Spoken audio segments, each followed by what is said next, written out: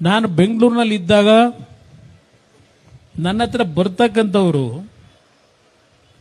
ಯಾವ ಶ್ರೀಮಂತರು ಬರಲ್ಲ.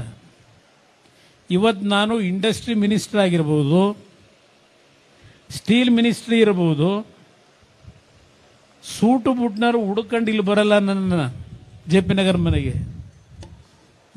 ನಗರ ಮನೆಗೆ ಬರ್ತಕ್ಕಂಥದ್ದು ಎಲ್ಲ ಬಡವರು. 16 ಲಕ್ಷ ರೂಪಾಯಿ ಆಸ್ಪತ್ರೆ ಬಿಲ್ ತಂದಿದ್ದಾನೆ. ನನ್ನ ಹತ್ರ ಬರೋರು ಈ ತರ ಜನ. ಇದು ಕುಟುಂಬದ ಪಕ್ಷನ? ಇದು ಸಿದ್ದರಾಮಯ್ಯರ ಮನೆ ಹತ್ರ, ಡಿ ಕೆ ಶಿವಕುಮಾರ್ ಮನೆ ಹತ್ರ, ಇಲ್ಲ ಮತ್ತಿನ್ಯಾವುದಾದ್ರು ನಾಯಕರ ಮನೆ ಹತ್ರ ಆ ವರ್ಗದ ಜನ ಹೋಗಕ್ ಸಾಧ್ಯವಾ? ಅವ್ರ ಕಷ್ಟ ಸುಖ ಕೇಳ್ತಕ್ಕಂಥದ್ದು ಅವರಲ್ಲಿ ಆ ಒಂದು ಹೃದಯ ವೈಶಾಲ್ಯತೆ ಇದೆಯಾ?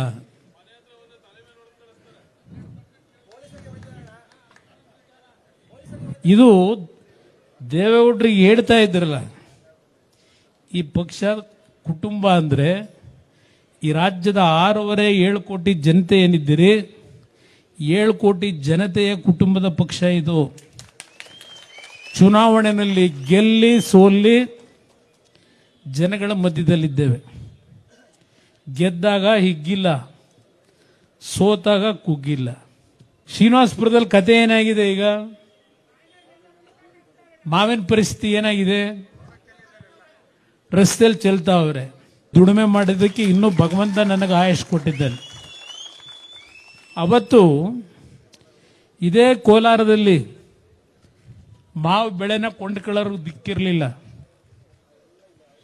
ಯಾಕೆಂದ್ರೆ ಚಿತ್ತೂರಿನಲ್ಲಿದ್ದಂಥ ಫುಡ್ ಪ್ರೊಸೆಸಿಂಗ್ ಯೂನಿಟ್, ಪೂನಾದಲ್ಲಿದ್ದಂಥ ಫುಡ್ ಪ್ರೊಸೆಸಿಂಗ್ ಯೂನಿಟ್ನಲ್ಲಿ ನಮ್ಮ ಕರ್ನಾಟಕದ ರೈತರ ಮಾವನ್ನ ಕೊಂಡ್ಕೊಳ್ಳಿಕ್ಕೆ ತಯಾರಾಗಲಿಲ್ಲ. ಒಂದು ಕ್ಷಣ ನಾನು ಯೋಚನೆ ಮಾಡಲಿಲ್ಲ. ಅವತ್ತು ವೇದಿಕೆ ಮುಖಾಂತರ, ನನ್ನ ಮಾಧ್ಯಮದ ಸ್ನೇಹಿತರ ಮುಖಾಂತರ ನಾಡಿನ ರೈತ ಬಂಧುಗಳಿಗೆ ಹೇಳಲಿಕ್ಕೆ ಬಯಸ್ತೇನೆ. ತಕ್ಷಣ ಘೋಷಣೆ ಮಾಡಿದೆ, ನನ್ನ ರೈತರು ನೀವು ಬೆಳೆದಂಥ ಬೆಳೆ ಬೀದಿಲಿ ಹಾಕಬೇಡಿ, ನಿಮಗೆ ಎಲ್ಲ ರೀತಿಯ ಬೆಂಬಲ ಬೆಲೆಯನ್ನ ಪರಿಹಾರ ಕೊಡ್ತಕ್ಕಂಥದ್ದು ನನ್ನ ಸರ್ಕಾರದ ಕರ್ತವ್ಯ ಅಂತ ಹೇಳಿ ಮೊದಲನೇ ಕಂತು 5 ಕೋಟಿ ಹಣ ಬಿಡುಗಡೆ ಮಾಡಿದೆ. ರೈತರು ಸಾಲ ಮನ್ನಾ ಮಾಡಿದ್ದು ಒಂದು ಕಡೆ ಇಡಿ. ಈಗೇನು ಮಾಡವ್ರೆ ನಮ್ಮ ಮುಖ್ಯಮಂತ್ರಿಗಳು? ಮೊನ್ನೆ ದಿನ ಕೇಂದ್ರದ ಶಿವರಾಜ್ ಸಿಂಗ್ ಚೌಹಾಣ್ ಅವ್ರಿಗೆ ಪತ್ರ ಬರೆದವ್ರೆ. 12,000 ಇದ್ದಂಥ ಮಾವಿನ ಬೆಲೆ 4,000 ರೂಪಾಯಿ 3,000 ರೂಪಾಯಿ ಇಳಿದೋಗಿದೆ.